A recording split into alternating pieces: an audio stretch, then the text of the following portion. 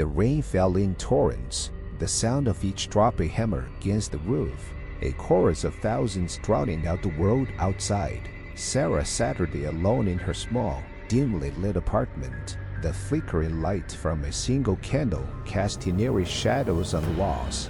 The power had gone out hours ago, leaving her in a storm that seemed intent on never ending.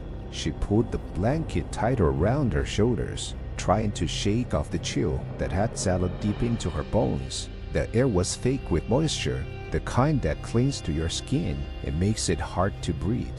She glanced at the clock on the wall, its hands frowning at midnight, mocking her with their stillness.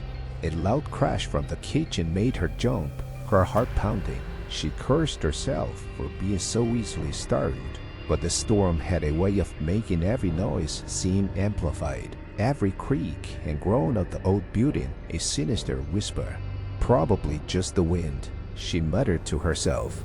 Though she didn't quite believe it, she forced herself to stand, the floorboards creaking under her weight as she made her way to the kitchen. The candle in her hand cast long, dancing shadows that seemed to reach out to her as she passed. The kitchen was a mess, the contents of the shelves scattered across the floor. A window had blown open, the rain driving in and soaking everything. She moved to close it, struggling against the wind that fought to keep it open. As she did, she caught a glimpse of something in the reflection of the glass. A figure stood in the doorway behind her, just for a moment before disappearing into the darkness. She spun around, the candle nearly slipping from her grasp, but there was no one there. Her heart raced, every instinct screaming at her to get out. But where could she go? The storm outside was just as hostile as whatever might be inside. Get a grip, Sarah, she told herself, trying to steady her breathing. You're just imagining things. But she couldn't shake the feeling that she was being watched. She checked every room, every closet, every dark corner, but found nothing. Still, the unease lingered, gnawing at her. She decided to try and distract herself, turning on her battery-powered radio to drown out the storm. The static was deafening, but after a few moments, a faint, crackling voice came through. It was an old, familiar song, one she hadn't heard in years, her mother's favorite. The realization sent a shiver down her spine. Her mother had died in this very apartment, alone and afraid. The song played on, its haunting melody filling the room. Sarah sat her back down, trying to calm her nerves. The candle flickered, casting the room into brief moments of total darkness. Each time the light returned, she expected to see the figure again, but there was nothing. Then the radio cut out, replaced by a low, guttural whisper. She couldn't make out the words, but the tone was unmistakably menacing.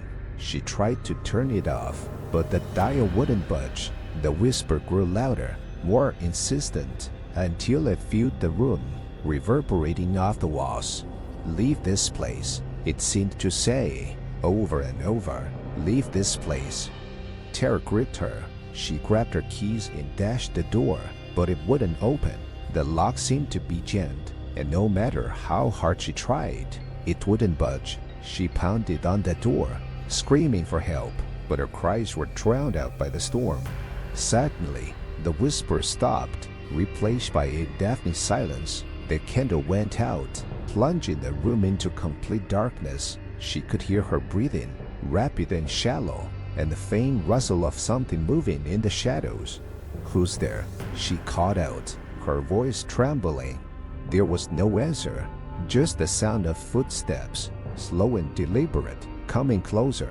She backed away, pressing herself against the wall, her mind racing. She remembered the stories her mother used to tell of the restless spirits that haunted this place. She had always dismissed them as just that, stories. But now, a cold hand touched her shoulder, and she screamed, swinging wildly in the dark. Her hand connected with something solid, and she heard a grunt of pain. The footsteps retreated, and she fumbled for the matches, her hands shaking so badly she could barely strike one. The flame flared to life, illuminating the face of a man.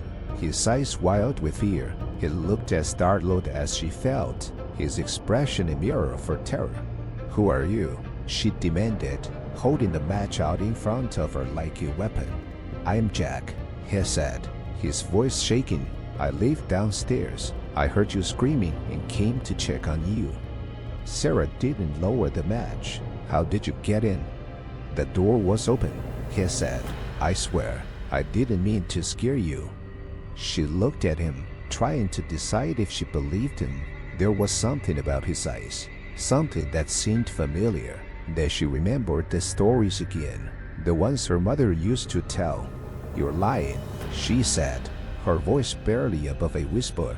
"You're one of them, aren't you?" Jack's eyes widened in fear. "What are you talking about?" But she knew. She could feel it, the cold, creeping dread that had settled in her bones. This wasn't a man standing in front of her. It was something else, something old and malevolent. The match burned down to her fingers, and she dropped it with a cry of pain.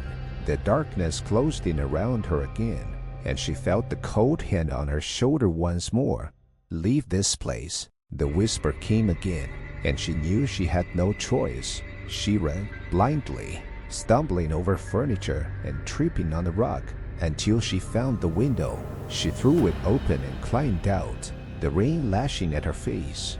She didn't stop running until she was far from the apartment, far from the whispers and the shadows. She never went back, and the apartment remained empty. The storm continued in its relentless assault. Years later, the building was condemned and torn down, but those who lived nearby still spoke of the strange occurrences, the whispers in the night, and the figure that could sometimes be seen in the windows, watching, waiting. Sarah never forgot that night, the terror that had gripped her, the sense of something lurking just beyond the edge of her vision. She knew she had escaped, but the memory stayed with her, a reminder that some places are better left alone, their secrets buried in the past.